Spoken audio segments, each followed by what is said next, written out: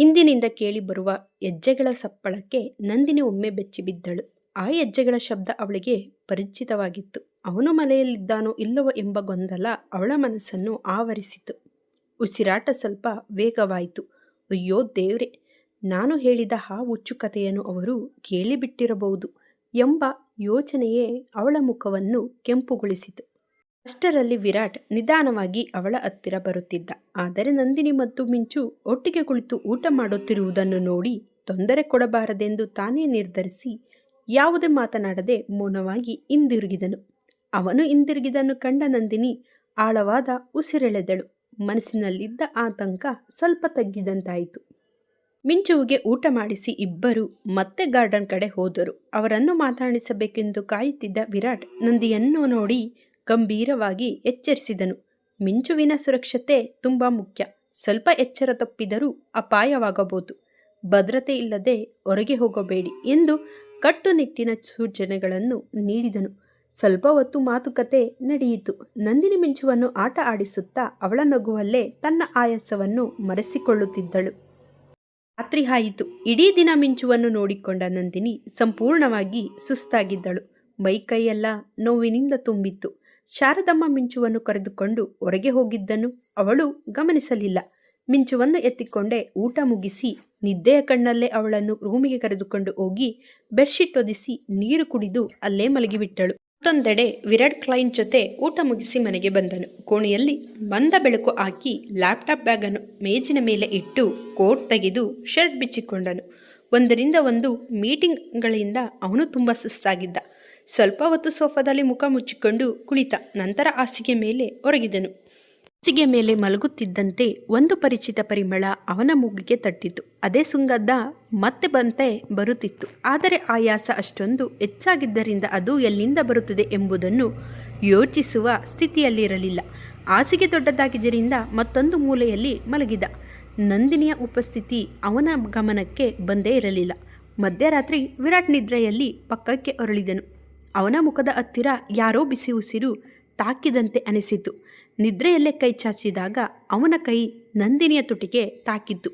ಈ ಕ್ಷಣದಲ್ಲಿ ನಂದಿನಿ ಬೆಚ್ಚು ಬಿದ್ದು ಕಣ್ಣು ತೆರೆದಳು. ಅವನು ತನ್ನ ಎದೆ ಮೇಲೆ ತಲೆಯಿಟ್ಟು ಕೊರಳ ಸುತ್ತ ಕೈ ಹಾಕಿಕೊಂಡು ಮಲಗಿರುವುದನ್ನು ಅರಿತು ಆಘಾತದಿಂದ ಜೋರಾಗಿ ಅವನನ್ನು ತಳ್ಳಿದಳು.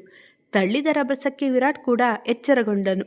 ಕಣ್ಣು ತೆರೆದಾಗ ಕಣ್ಣೆದುರಿಗೆ ಕಾಣಿಸಿದ ದೃಶ್ಯ ಅವನನ್ನು ಗೊಂದಲಕ್ಕೆ ತಳ್ಳಿತು. ನಂದಿನಿ ತುಂಬ ಹತ್ತಿರದಲ್ಲಿದ್ದಳು. ಅವನ ಕೈ ಅವಳ ಮೇಲೆ ಇತ್ತು. ಅವಳು ಅವನ ಕೈ ತೋರಿಸಿದ ತಕ್ಷಣ ಅವನು ತಟ್ಟನೆ ಕೈ ತೆಗೆದನು.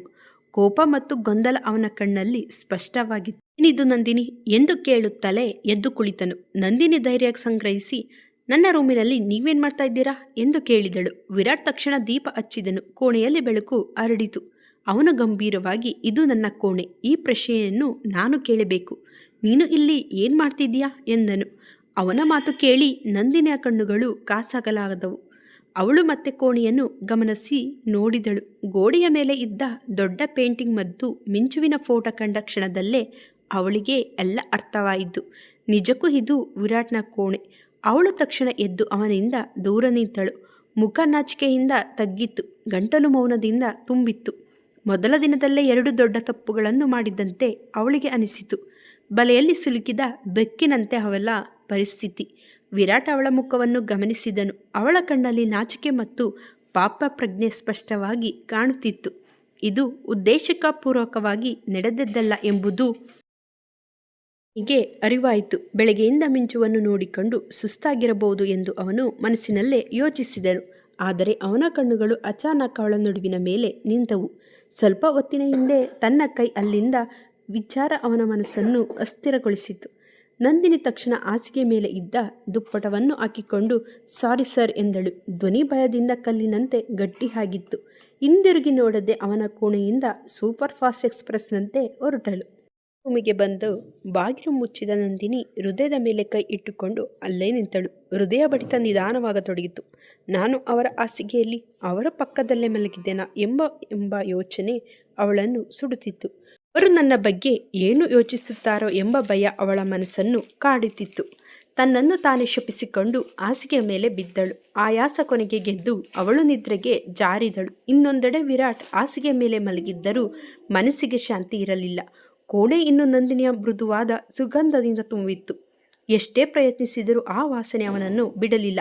ಕೋಪ, ಗೊಂದಲ ಮತ್ತು ಅಸಹಜ ಸ್ಪರ್ಶದ ಭಾವನೆ ಅವನನ್ನು ಅಸ್ಥಿರಗೊಳಿಸಿತು. ಮೊದಲ ಬಾರಿಗೆ ತುಂಬ ಹತ್ತಿರದಿಂದ ಒಂದು ಹುಡುಗಿಯನ್ನು ಸ್ಪರ್ಶಿಸಿದ ಅನುಭವ ಅವನನ್ನು ಇನ್ನಷ್ಟು ಚಂಚಲಗೊಳಿಸಿತು.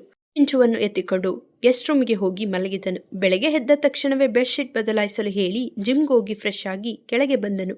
ಅಷ್ಟರಲ್ಲಿ ನಂದಿನಿ ಸ್ನಾನ ಮಾಡಿ ಹೊರಬಂದಿದ್ದಳು. ಮಿಂಚು ಅವಳ ಹತ್ತಿರ ಓಡಿ ಬಂದು ಕಾಲನ್ನು ಒಪ್ಪಿಕೊಂಡಳು. ನಂದಿನಿ ಮುದ್ದು ಮುದ್ದಾಗಿ ಮಿಂಚುವನ್ನು ತಬ್ಬಿಕೊಂಡಳು. ಆ ದೃಶ್ಯ ವಿರಾಟ್ಗೆ ಅನಿರೀಕ್ಷಿತವಾಗಿತ್ತು. ಮಿಂಚು ಯಾರನ್ನು ಹೀಗೆ ಸೇರಿಸಿಕೊಳ್ಳೋಳಲ್ಲ. ನಂದಿನಿ ವಿರಾಟ್ನ ನೆರಳನ್ನು ಕಂಡಂತೆ ಮಗುವನ್ನು ಎತ್ತಿಕೊಂಡು ಗಾರ್ಡನ್ ಕಡೆಗೆ ಹೋಗಿಬಿಟ್ಟಳು. ವಿರಾಟ್ ಮೌನವಾಗಿ ತನ್ನ ಕೋಣೆಗೆ ಹೋದನು. ಇಬ್ಬರ ನಡುವೆ ಮೌನ ನಿಂತರೂ ಒಳಗೆ ಹೇಳಲಾಗದ ಭಾವನೆಗಳು ನಿಧಾನವಾಗಿ ಬೆಳೆಯುತ್ತಿತ್ತು. ಇಷ್ಟವಾಗಿದ್ದಲ್ಲಿ ನಮ್ಮ ಚಾನಲ್ಗೆ ಲೈಕ್ ಮಾಡಿ, ಸಬ್ಸ್ಕ್ರೈಬ್ ಮಾಡಿ. ಧನ್ಯವಾದಗಳು.